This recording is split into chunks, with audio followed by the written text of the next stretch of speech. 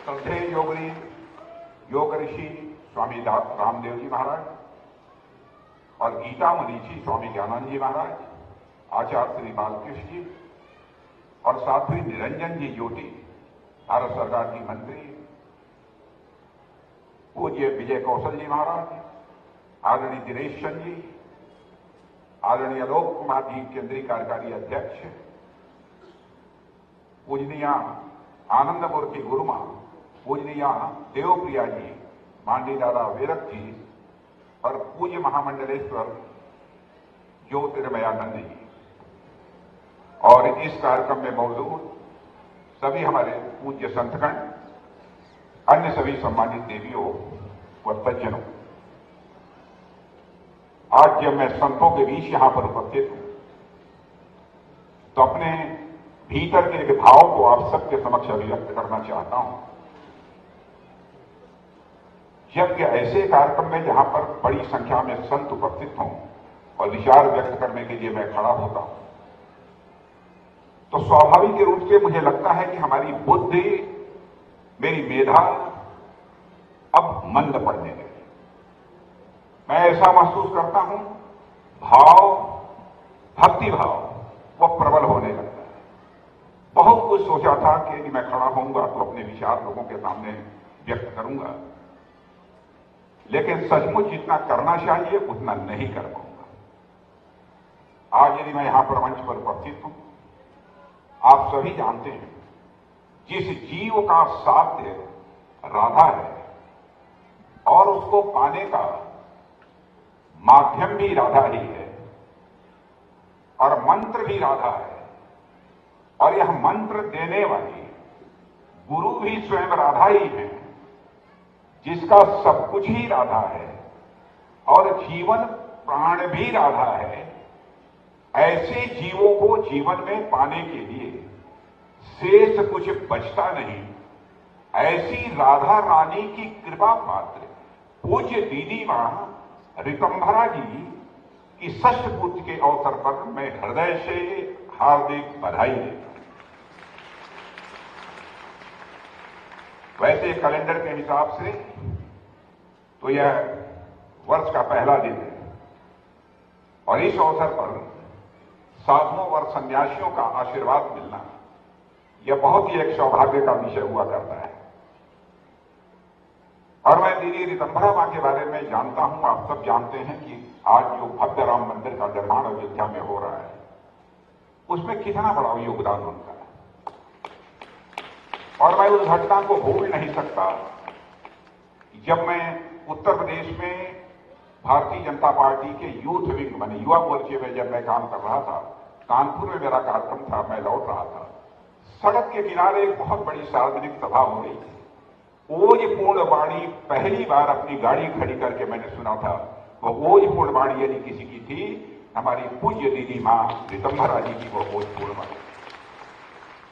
यदि मैं यह कहूं कि राम जन्मभूमि को आंदोलन को धार देने का काम यदि किसी ने किया है तो निस्संदेह यह कहा जा सकता है पूजनीय दीदी मां साध्वी ऋतंभरा जी ने किया। आज की भाग दौड़ की जिंदगी में जहां लोगों को खुद के लिए समय बहुत ही मुश्किल से मिल पाता है, उस दौर में एक ऐसी पीठ का संचालन करना जो खुद के लिए नहीं बल्कि समाज के उत्थान के लिए कार्य करती हो, यह अपने आप में मैं मानता हूं कि बहुत बड़ी बात है। पूज्य दीदी ऋतंभरा जी समाज को ही इन्होंने अपना परिवार मान लिया है और यह बात राष्ट्र के प्रति इनकी निष्ठा को यह दर्शाती है।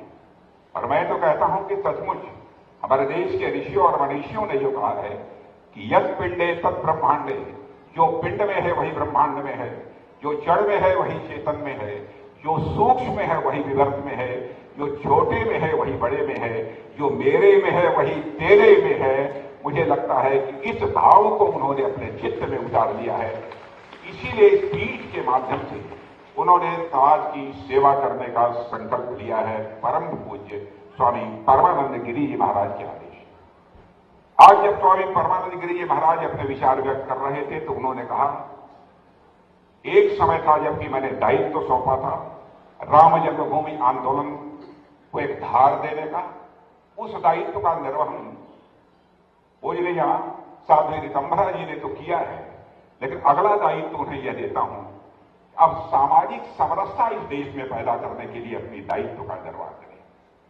ये बहुत बड़ी बात उन्होंने कही है।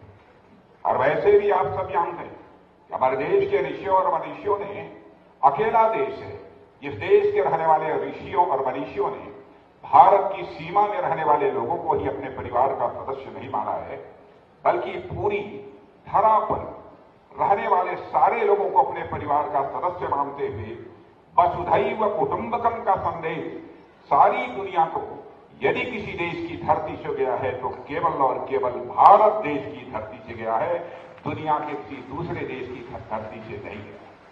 शायद इसी सोच के आधार पर उन्होंने यह आदेश दिया है, आगे सामाजिक समरसता के लक्ष्य को प्राप्त करने के लिए हमारी पूज्य साध्वी रितंभरा जी भविष्य में काम करेंगे। आज यदि हम सब यहां पर मौजूद हैं तो सचमुच आज सभी संतों का आशीर्वाद प्राप्त कर हम सभी लोग अपने को धन्य महसूस कर रहे हैं। लेकिन मुझे ऐसा लगता है देवियों सज्जनों कि आप सभी संत भी उत्तर प्रदेश में एक विशेष वातावरण का अनुभव आप निश्चित रूप से करते होंगे, क्योंकि उत्तर प्रदेश तो स्वयं एक संत के द्वारा इस समय चलाया जा रहा है।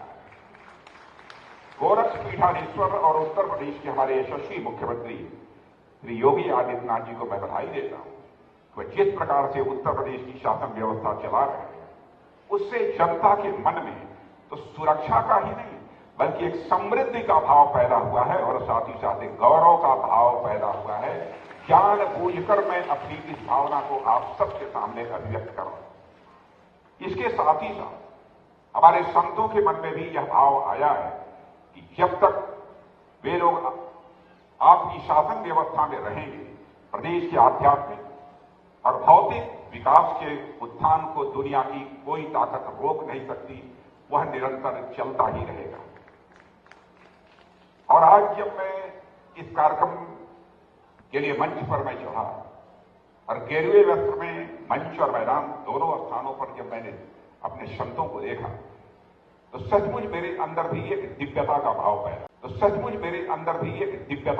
पैदा एक दिव्य वातावरण यहां पर दिखाई दे रहा। और वैसे भी जिस धरती पर जिस क्षेत्र में कान्हा रमण करते हैं वहां तो दिव्यता रहेगी ही रहेगी, यही बैठकर मैं सोच रहा था। और देवियों सज्जनों, जब भी भगवान कृष्ण का जिक्र आता है तो हमारा हृदय ही नहीं, आप सभी का हृदय भक्ति भाव के साथ भर जाता है। हमारे प्राचीन शास्त्रों में भी कहा गया है, कर्षति आकर्षति इति कृष्ण, अर्थात कृष्ण वह है जो आपको आकर्षित करता है। अब जिसके नाम में ही कर्षण हो, उससे भला कोई क्यों न आकर्षित हो। कृष्ण के नाम में ही सुख है, इसलिए भगवान कृष्ण की इस नगरी में मेरा रोम रोम मैं कह सकता हूं सुखी ही नहीं हो रहा है, बल्कि भक्ति भाव से भरा हुआ है। देवियों व सज्जनों, वृंदावन में आप सब देखते होंगे अनेक विदेशी लोग यहां पर रमण करने के लिए आते हैं, फिर यहां पर दर्शन करते हैं भगवान कृष्ण का, और उसके बाद भक्ति में ऐसे रम जाते हैं कि बहुत सारे आपने विदेशियों को देखा होगा, यहां पर आकर उन्होंने सारा जीवन गुजारने का अपना फैसला कर लिया है। ऐसे सैकड़ों ही नहीं बल्कि हजारों की संख्या में विदेशी जो वृंदावन आए होंगे वह यही के बनकर रह गए होंगे, भगवान कृष्ण से ही वह बनकर रह गए होंगे। उन्होंने अपने जीवन में उनको स्वीकार कर लिया। और मैं मानता हूं कि इसका उत्तर एक है कि उनको भगवान कृष्ण और राधा रानी की भक्ति में तथा यहाँ के वातावरण में ऐसी शांति की अनुभूति होती है जो शांति उन्हें कहीं भी दुनिया में किसी दूसरे देश में नहीं मिल सकती। यदि उन्हें केवल भगवान कृष्ण और राधा जी की भक्ति में ही शांति मिलती है तो भगवान कृष्ण की भक्ति तो कहीं भी रहकर की जा सकती थी, उन्हें वृंदावन फिर आने की क्या जरूरत थी। वास्तव में उन विदेशियों को भक्ति के साथ साथ यहाँ की सांस्कृतिक चेतना भी भा जाती है और उन्हें हमारी संस्कृत के हृदय जीतने की क्षमता भी भा जाती है। और मैं इसका उदाहरण देना चाहता हूं, छोटे छोटे उदाहरण। आपने देखा होगा, कोई रिक्शा वाला यदि आगे चलता है, सामने से भी कोई आता है और सामने आने वाले से उसे आग्रह करना होता है कि हमारे रिक्शे के लिए रास्ता दे, तो वह रिक्शा चलाने वाला भी राधे राधे और सामने वाला भी राधे राधे बोलकर उसको रास्ता भी दे देता है। यह भी हमने देखा। सामने यदि गाय आ गई, बैल आ गई, तो उससे भी कि रास्ता हमारे लिए छोड़ दो, लोग राधे राधे बोलते हैं। ऐसा राधे राधे बोलने वाले लोग दुनिया में नहीं कहीं पर मिलेंगे। किसी तीर्थ स्थल पर मिलेंगे तो केवल वृंदावन में ही मिलेंगे, अन्य किसी दूसरे स्थान में। और यहां तक मैंने यहां देखा, चाय लेने के लिए गए तब भी राधे राधे बोलते हैं, कचौड़ी खाने के लिए गए तब भी राधे राधे बोलते हैं, पान खाने के लिए गए तो तब भी राधे राधे बोलते हैं। मुझे लगता है कि वृंदावन में रहने वाले लोगों की एक जीवन या पद्धति बन गई है। देवी और सज्जनों, श्रद्धेय अटल जी ने इसी हृदय की जीतने की क्षमता पर यह लिखा था, भूभाग नहीं सत सत मानव के हृदय जीतने का निश्चय, हिंदू तन मन हिंदू जीवन, रग रग हिंदू मेरा परिचय। शायद इसी हृदय जीतने की क्षमता के कारण यह अटल बिहारी वाजपेयी जी ने इस कविता को लिखा था। और इस निश्चय को चरितार्थ करने में हमारे साधु संतों की, संत महात्माओं की जो भूमिका है, मैं कह सकता हूं उसे कदापि यह भारत भूल नहीं सकता है। कैसा हमारा भारत देश है जिसने कहा कि हम तो आर्य हैं ही, लेकिन हम केवल आर्य बने रहें यह हमको मंजूर नहीं है। इस विश्व की धरा पर रहने वाले सारे लोगों को हम आर्य बनाना चाहते हैं, श्रेष्ठ बनाना चाहते हैं। इसलिए किरवंतो विश्वमार्यम का संदेश सारी दुनिया को किसी देश की धरती से गया है तो हमारे आपकी देश की धरती भारत से गया है। कहे हम सुसंस्कृत हैं लेकिन सारे विश्व को हम सुसंस्कृत बनाएंगे, यह संकल्प भी भारत के लोगों ने लिया। तो उस संकल्प को चरितार्थ किया सारे विश्व के। आप उस जमाने की कल्पना करिए जब कोई न तो हवाई जहाज था, न ही पानी के माध्यम से कोई एक स्थान से दूसरे स्थान तक जा सकता था। यहां तक कि यातायात के सामान्य साधन भी उपलब्ध नहीं थे। जब ना तो सड़कें ही थी, ना तो गूगल मैप के द्वारा कोई नक्शा ढूंढा जा सकता था, कहीं की भाषा अलग थी, तो कहीं का समाज बर्बर और हिंसक था। कई ऐसे समाज भी इतिहास को देखने को मिले जो बाहरी लोगों को देखना भी पसंद नहीं करते थे। जब इतनी सारी दिक्कतें थी तो फिर यह सोचने की बात है कि आखिर किसने प्रेरित किया हमारे साधु संतों को, वह इतनी अगम्य और दुर्गम यात्राएं दुनिया के दूसरे देशों में जा तक वह करते थे। उदाहरण बहुत सारे दिए जा सकते हैं, लेकिन यहां पर उदाहरण मैं आप लोगों के सामने स्वामी विवेकानंद का रखना चाहता हूं। भारत का यह संदेश सारी दुनिया को देने के लिए विश्व के कई देशों का उन्होंने भ्रमण किया था। और एक स्थान की एक घटना की चर्चा आपके सामने करना चाहता हूं। एक धर्म संसद में जब वो भाग लेने के लिए गए थे, जिस प्रकार से हमारे संत महात्मा मंच और मैदान में यहां पर गेरुआ वस्त्र धारण किए बैठे हुए, तो उस धर्म संसद में वेशभूषा लोगों की थी। सारे लोग सूटेड बूटेड धर्म पर प्रवचन करने के लिए वहां पर मौजूद थे। अब जब ये ढीला ढाला वस्त्र, अपना गेरुआ वस्त्र पहनकर गए और यहां ऊपर जिस तरीके से उनकी गेरुए रंग की जो है पगड़ी बनी हुई थी, उसको देखकर सूटेड बूटेड लोग जब मुस्कुराने लगे, तब उन्होंने समझ लिया कि मेरे ऊपर क्यों यह मुस्कुरा रहे। एक सज्जन ने स्वामी विवेकानंद से यह कह दिया कि अच्छा रहा होता कि आप विश्व के धर्म सम्मेलन में भाग लेने के लिए आ रहे थे तो कम से कम वेल ड्रेस्ड आते, कम से कम अपने कपड़े ठीक ठाक पहनकर आते। स्वामी विवेकानंद ने मुस्कुराकर उनकी बात को सुन लिया, लेकिन जब बोलने के लिए स्वामी विवेकानंद जी खड़े हुए तो उन्होंने कहा था कि in your country tailor makes the man, but in our country character makes the man. तुम्हारे देश में तो कपड़ा सिलने वाला मनुष्य बनाता है, लेकिन हमारे देश में मनुष्य का निर्माण होता है तो वह चरित्र के कारण होता है। देवियों और सज्जनों, भारत देश यह हमारा अद्भुत देश है। मुझे दीदी मां का यह आदेश हुआ था, मुझे यहां पर बालिकाओं का एक सैनिक स्कूल होना चाहिए, और मैं समझता हूं मैंने क्या किया है वह राधे कृष्ण की कृपा से हुआ है। उनका आदेश था, वो हो गया है।